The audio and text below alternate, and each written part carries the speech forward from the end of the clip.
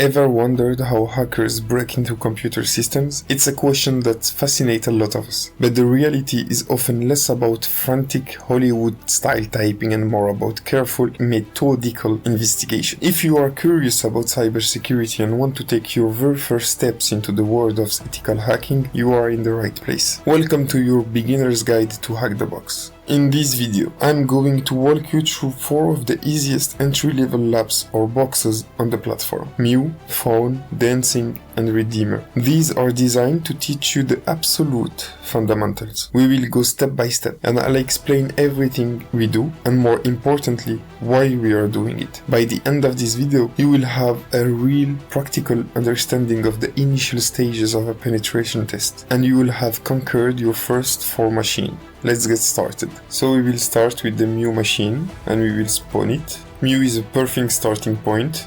Every machine on HackTheBox has an IP address, which is like a street address for a device on the network. Our goal is to find the flag, which is a unique piece of text hidden on the system to prove that we have gained access. The first thing we have to do is to check the connection with the machine. Is the machine online and can we reach it? And for this we will use a simple tool called Nmap. And to do so, we will copy the IP address of the Meow machine, go to our terminal, and use the ping command.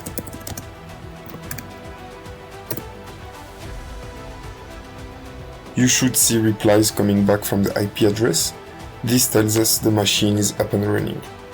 It is like knocking on a door and hearing someone is home. Now we need to figure out how to get inside. Computers offer service through numbered ports. Think of them like different doors into a house. One for the main entrance, one for the garage, etc. A common way to find these open doors is with a port scanner like Nmap. But this very easy box often guides you to a specific service. The information for this lab suggests looking into Telnet. Telnet is an old protocol used to connect to another computer over a network. It is not secure, but it's great for simple direct connection. Let's see if the Meow box is listening for Telnet connection. Simply type Telnet followed by the IP address. The first thing you should always try, default login. And for Telnet, default login is root. And as you can see, it grants us access. And you can type ls to see what is under these directories. And we have a flag.txt file. We will get it. So use the get command. We will cut it.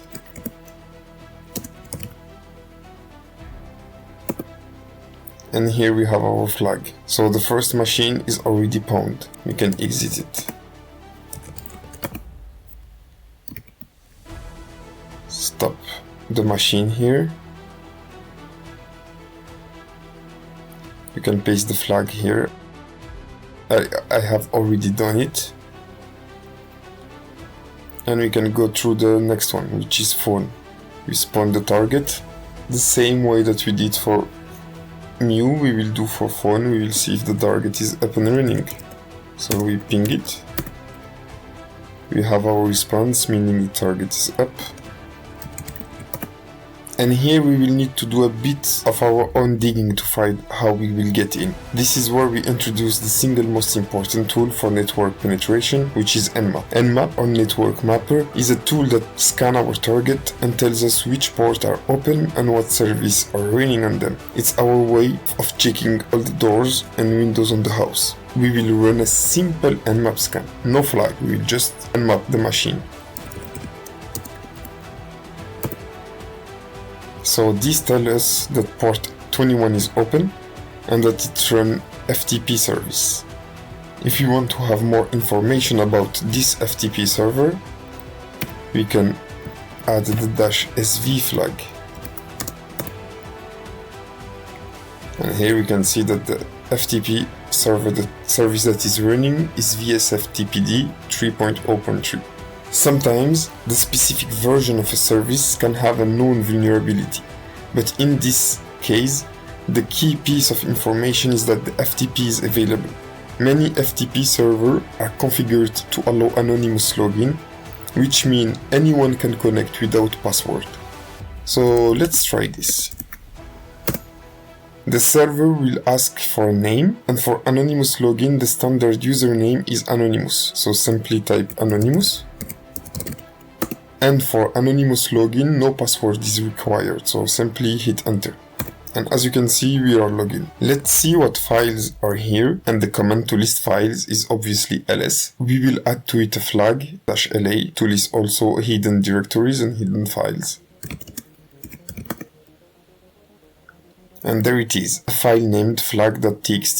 This is exactly what we are looking for. To download the file from the server to our own machine, we use the get command.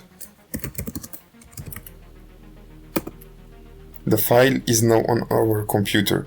We can disconnect from the FTP server by typing exit or buy. And now we have the flag.txt file in our own computer. We can cut it to display its content. And we have our flag. So we will simply copy it and paste it in the box, which is here. Submit the root flag.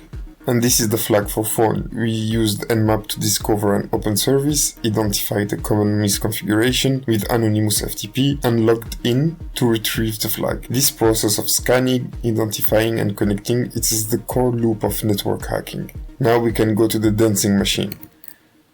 We will stop first the Fawn instance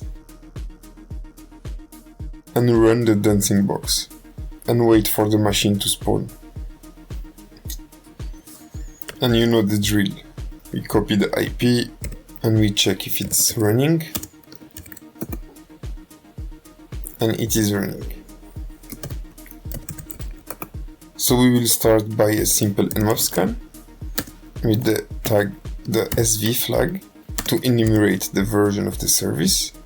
So here, as you can see, the port 445 is open, and 445 by default run SMB, which is server meshes block, which is a file sharing protocol. So what we will do now is check if there is any open shares. To do this, we will use the SMB command.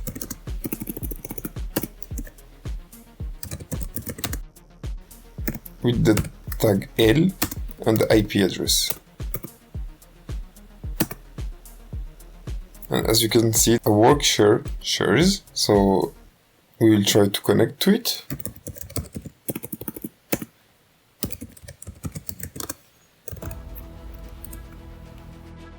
Slash and work share. Make sure to type it correctly.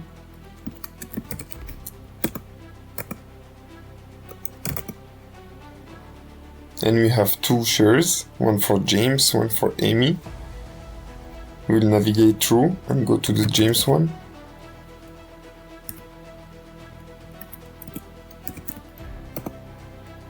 We list what is in the directory. We have our flag, so we will get it. And now we can exit. And here we have flag.txt that we will cut to display the content. And we already have the flag. Our final machine will be a redeemer. This box will introduce another common scenario. It's finding and interacting with database service. So we copy it, we go to our terminal, we will ping it, and it is alive. Perfect. So here we will start with an Nmap scan with the flag SV to the version.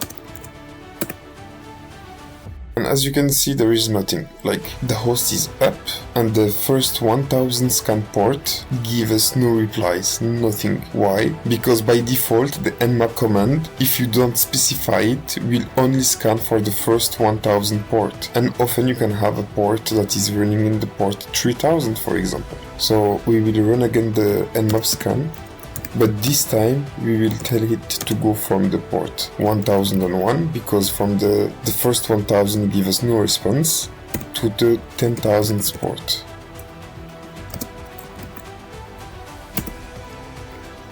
And here the result is different. We have an open port on the port 6379, which is open and running Redis as a service.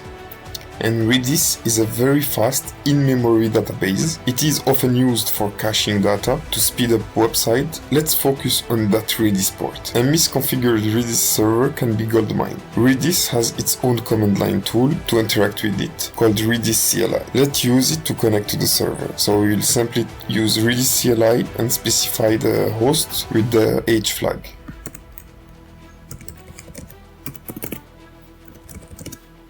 So the H flag and the host.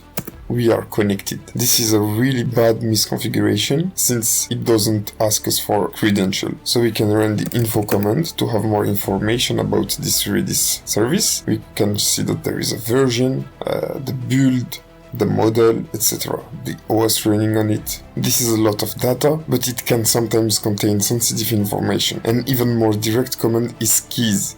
This command asks the database to show us all the keys that is stored. Think of keys as the name of data entries. So we'll try it, keys, and we have a flag key.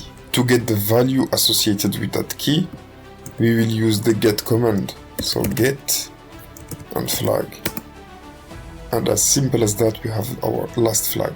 And that's it. We have successfully completed Meow, Fawn, Dancing Machine, and Redeemer. Let's quickly recap what we've learned. In Meow, we learned how to verify a target is online with ping command and how to make a basic connection to a service using Telnet. In Fawn, we used the powerful Nmap tool to discover an open FTP port and learned how to exploit a common misconfiguration, anonymous login, to find the flag. In Dancing Machine, we learned how to interact with a database. And in Redeemer, we performed a more thorough Nmap scan and learned how to connect and query a Redis database to extract information. These are the absolute building blocks of penetration testing: Reconnaissance, service identification, and enumeration. From here, the path gets more complex, but the core logic remains the same. I hope this walkthrough was helpful and demystified the first steps of ethical hacking. The best way to learn is by doing, so I encourage you to get on HackTheBox and try this for yourself. If you enjoyed this video and want to see more content like this, please hit the like button, subscribe to the channel, and let me know in the comment what you would like to see me tackle next.